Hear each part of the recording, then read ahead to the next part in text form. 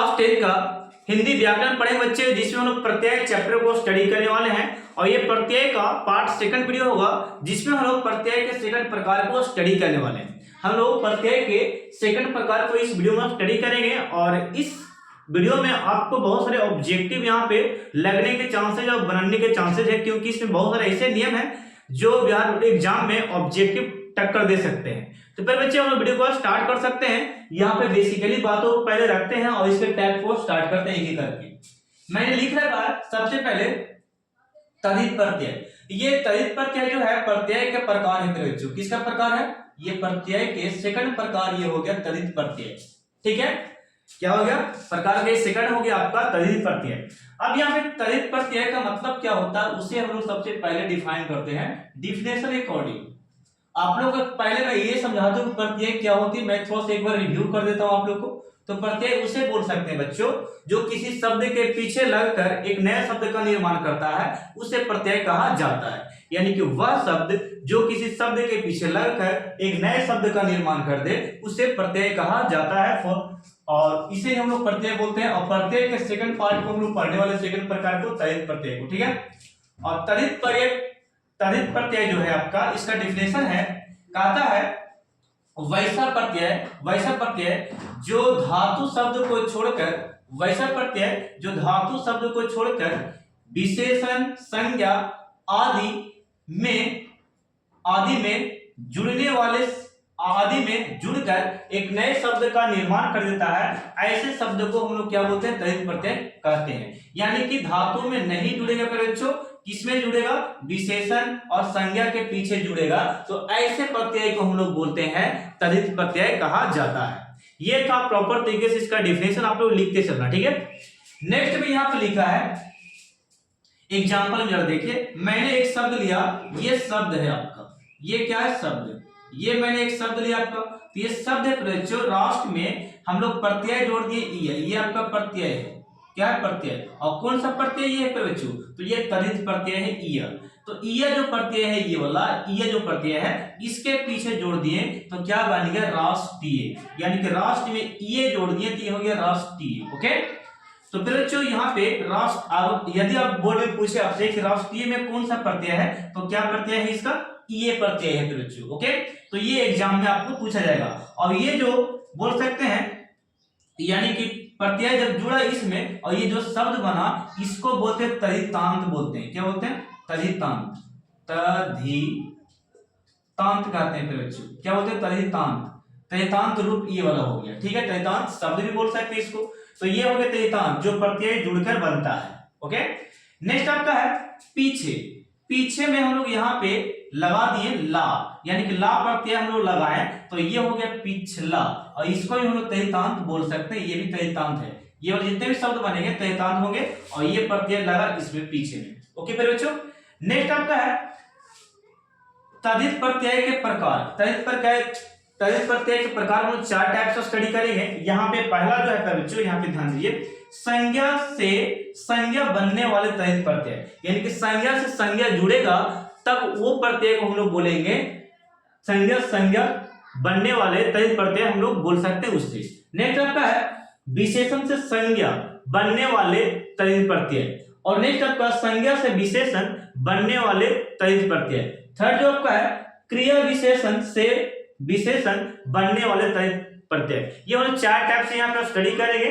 तो 1 बाय 1 हम लोग टाइप 1 को स्टार्ट करते हैं। यहाँ पे तद्धित प्रत्यय के पहला प्रकार के यहाँ पर स्टार्ट करने वाले हैं। देखिएगा यहाँ पे लिखा है संज्ञा से बनने वाले तद्धित प्रत्यय। ओके, संज्ञा से फिर बच्चों बनने वाले तद्धित प्रत्यय हम लोग स्टडी करने वाले हैं। तो यहाँ पे दोस्तों देखिएगा, यहाँ पे संज्ञा से बनने वाले जो प्रत्यय है, सबसे पहला लघुतावाचक तद्धित प्रत्यय है, दूसरा आपका है भाववाचक तद्धित प्रत्यय है, और तीसरा आपका पेशा या जातिवाचक तद्धित प्रत्यय है, और फोर्थ में आपका जो है संबंधवाचक तद्धित प्रत्यय है।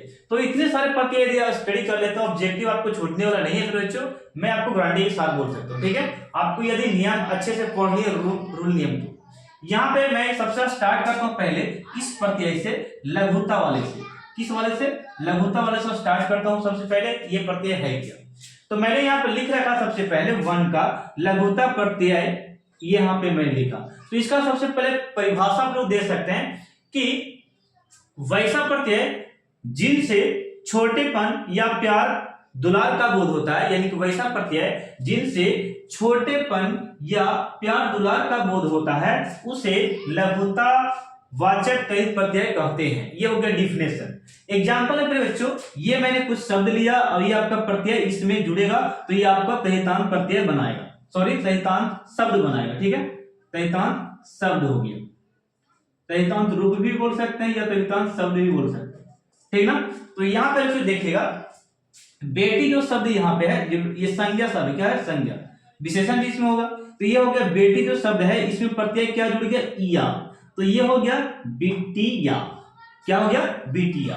नेक्स्ट आपका दुख में आ प्रत्यय लग गया, अड़ा प्रत्यय लग गया तो ये बच्चों ये हो गया दुखड़ा, क्या हो गया दुखड़ा।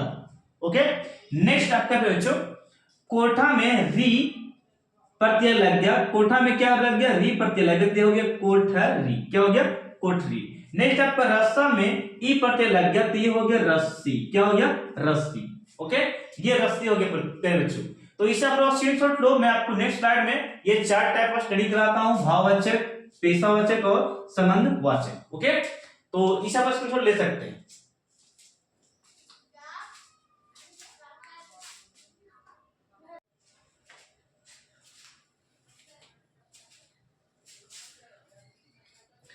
फिर बच्चों अब हम नेक्स्ट स्लाइड में चला है दोस्तों, यहाँ पे देखिएगा नेक्स्ट स्लाइड आपका है भाववाचक तहित प्रत्यय। यहाँ पे आपको सबसे पहले डेफिनेशन में फाइंड करता हूं, बताता हूं। यहाँ पे लिखा है बच्चों वैसा प्रत्यय जिनसे भाववाचक संज्ञाएं बनती है उसे भाववाचक तहित प्रत्यय कहा जाता है।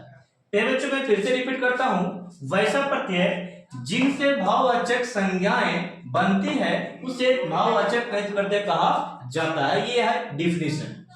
नेक्स्ट आपका है एग्जांपल में देखिए, जैसे कि आई प्रत्यय आपका है और ईमा है, ई है, ता है और ता है और त्वा है, पन है, पा, स, ये सब जितने हैं ये सब है सब प्रत्यय होंगे जो किसी शब्द के पीछे लगे रहेंगे। ओके, और लगकर यानी किसी शब्द के पीछे लगकर भाववाचक संज्ञाएं बनाएंगे, क्या बनाएंगे भाववाचक संज्ञाएं बनाएंगे। तो ऐसे प्रत्यय को हम लोग नाम देंगे तद्धित प्रत्यय। तो अब सॉरी भाववाचक तद्धित प्रत्यय बोलेंगे। एग्जाम्पल के तौर पर मैंने लिखा पंडित एक शब्द है बच्चों, पंडित क्या एक शब्द है और पंडित वाले शब्द में देखिएगा, पंडित वाले शब्द में आई प्रत्यय लग गया, आई प्रत्यय इसमें लगा तो ये हो गया पंडिताई, क्या हो गया पंडिताई। और ये जो शब्द बनता है ना इसको हम लोग बोलते हैं तद्धितांत रूप, क्या बोलते हैं तद्धितांत रूप, ये शब्द बोल सकते हैं। ठीक है, नेक्स्ट आपका है मनुष्य में त्व प्रत्यय जुट गया, त्व प्रत्यय जुटा तो क्या बना दिया मनुष्यत्व बना दिया और इसको हम लोग तद्धितांत शब्द या तद्धितांत रूप बोल सकते हैं। ओके, तो ये था भाववाचक तद्धित प्रत्यय के बारे में। यहां पे लिखता है थर्ड आपका है पेशा या जाति वाचक प्रत्यय।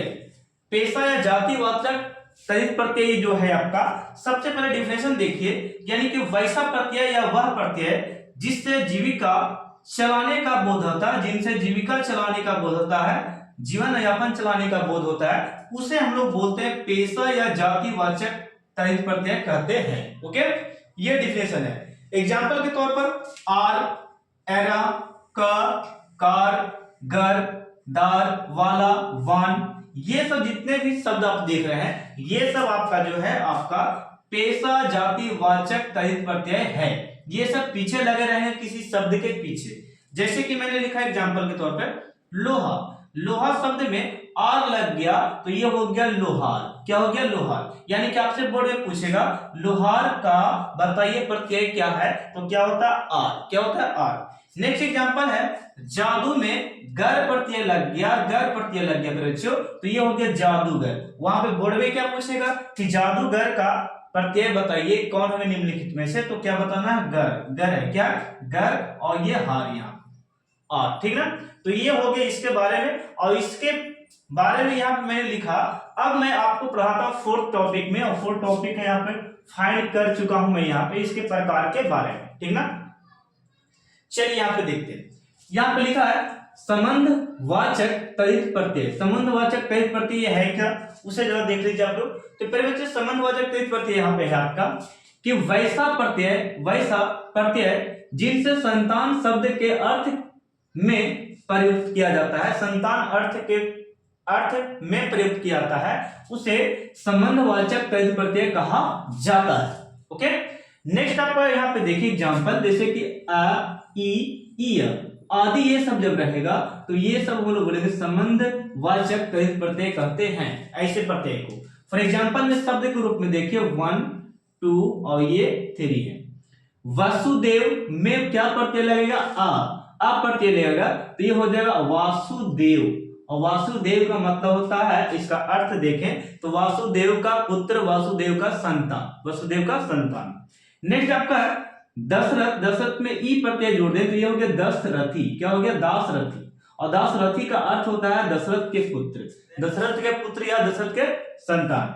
नेक्स्ट आपका है कुंती, कुंती में ईय लग गया प्रत्यय, ईय प्रत्यय जोड़ दिए इसमें तो कौंतेय हो गया। और कौंतेय का अर्थ होता है कुंती का पुत्र या कुंती का संतान होता है। ठीक है, तो ये था संबंधवाचक तद्धित प्रत्यय के बारे में, इसके एग्जाम्पल के बारे में।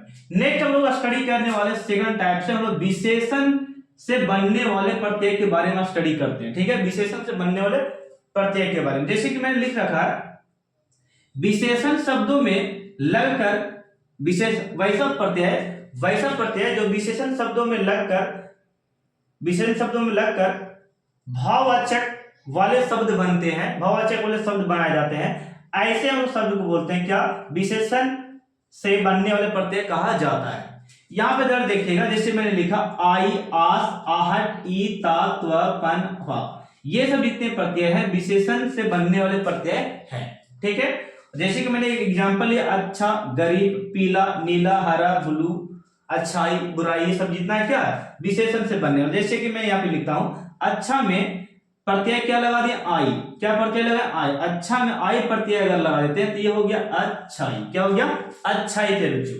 और गरीब में ई प्रत्यय जोड़ दे, ई प्रत्यय इसमें ऐड कर देते हैं तो ये हो गया गरीबी। क्या हो गया, गरीबी। और पीला में पन प्रत्यय जोड़ दे तो ये हो गया पीलापन। क्या हो गया, पीलापन।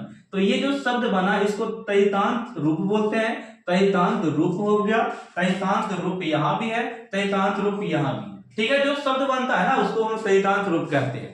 तो ये एग्जांपल आप लोग सही से लिख लो और नोट्स कर लो, और इसे एक बार थोड़ा सा रिपीट कर देना। ठीक है, प्रत्यायों को याद रखना, तब आप सही से बना पाएंगे। इस आप स्क्रीनशॉट ले सकते हैं।